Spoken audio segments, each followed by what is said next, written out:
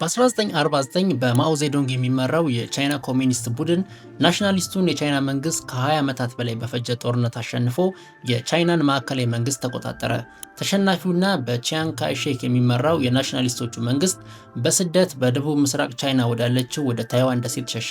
ይህ አጋጣሚ የቻይናን የእርስ በርስ ጦርነት ያጠናቀቀው አጋጣሚ ቢሆንም የቻይናን ብሔራዊ አንድነት ግን እስካሁኗ ሰዓት ድረስ ያናጋ ሁኔታን ጥሎ አልፏል። በወቅቱ ወደ ታይዋን ደሴት የተሰደዱት የቻይና ናሽናሊስት ፓርቲ መሪዎች ከ1.2 እስከ 2 ሚሊዮን የሚገመቱ ሰዎችን ይዘው ሲሆን ከዛ ውስጥ 600 ሺህ ያህሎቹ ወታደሮች ነበሩ። ቀጥሎም በደሴቲቱ ላይ የራሳቸው መንግስት መስርተው ሪፐብሊክ ኦፍ ቻይናን እውን ያደርጋሉ። ራሳቸውንም ትክክለኛው የቻይና መንግስት መሆናቸውን በይፋ ያውጃሉ። በተመሳሳይ መልኩ በኦክቶበር 1 1949 ማኦ ዜዶንግ ራሱን የቻይና ህጋዊ መንግስት በማድረግ አሁን ያለችውን ፒፕልስ ሪፐብሊክ ኦፍ ቻይናን ይመሰርታል። ሁለቱም መንግስታት ትክክለኛው የቻይና መንግስት እኔ ነኝ እየተባባሉ የቀጠሉ ሲሆን ታይዋን ከ1945 እስከ 1971 ድረስ የተባበሩት መንግስታት ድርጅት ውስጥ የቻይና መንግስትን መቀመጫ ይዛ ነበር።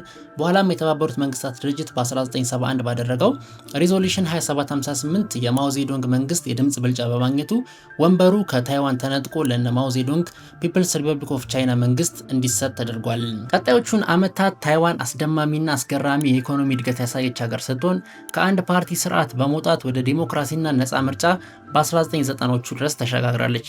ቀስ በቀስም ከቻይናዊነት ስሜት በመውጣት የራሳቸውን የታይዋናዊነት ማንነትና ስሜትን ገንብተዋል።